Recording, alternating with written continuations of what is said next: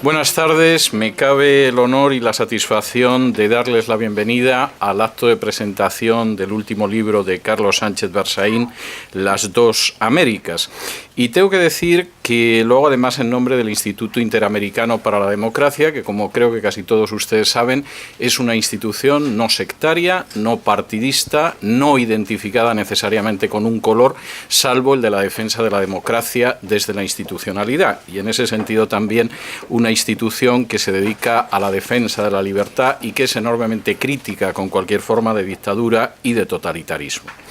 El libro que vamos a presentar esta tarde es un libro que a mí me provoca emociones desde el título, y tengo que decirlo así, porque cuando he visto lo de las dos Américas he recordado lo de las dos Españas famosas de Antonio Machado, que además Machado remataba diciendo eso de españolito que vienes al mundo te guarde Dios, una de las dos Españas ha de helarte el corazón. Bueno, aquí la suerte que tenemos es que al menos una de las dos Américas con un poco de suerte no te va a helar el corazón. En todo caso, le dará un cierto calor agradable.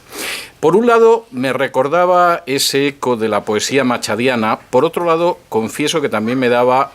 un enorme pesar. Y voy a intentar explicar por qué el título, que me parece que es un título muy adecuado, al mismo tiempo me comunicaba un cierto pesar. Hubo una época en que había dos Europas y todos sabíamos que una de las Europas era democrática. Algunas de las naciones, como España o en algún momento Portugal o Grecia, no lo eran, pero aspiraban a serlo y pensaban que en pocos años se convertirían en democracias. Otra parte, la que estaba al otro lado del telón de acero, era una Europa que por supuesto era la segunda Europa, la otra Europa, y era una Europa arrojada bajo las dictaduras comunistas, por supuesto teledirigidas desde Moscú. Afortunadamente hoy en día no existen dos Europas, no existen dos Europas a menos en ese sentido. Habrá una Europa del norte y del sur, habrá una Europa más próspera y otra menos próspera, incluso hay quien habla de que va a haber Europa de dos velocidades, pero afortunadamente en el continente europeo no existen dos Europas, no hay media Europa en manos de la dictadura y otra media Europa aspirando o siendo ya una democracia. No existen tampoco dos Asias en buena medida y de alguna manera ese triste honor de tener dividido el continente en dos le sigue correspondiendo única y exclusivamente a América. Es mérito del libro de Carlos Sánchez Berzaín el mostrar cómo además esas dos Américas son una América democrática, con todos los detalles, con todos los matices, con todas las salvedades que quieran hacer ustedes en cada una de esas naciones, de esas repúblicas hispanoamericanas, mientras que la otra es totalitaria.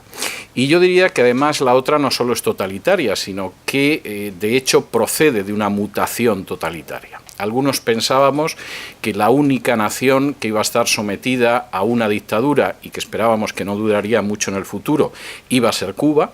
y de alguna forma también guardábamos la confianza de que Cuba quedara ahí sola en el Caribe sin poder extender más su influencia, más allá de algunos intelectuales europeos, y desde luego sin tener una especie de espejo político en el continente americano.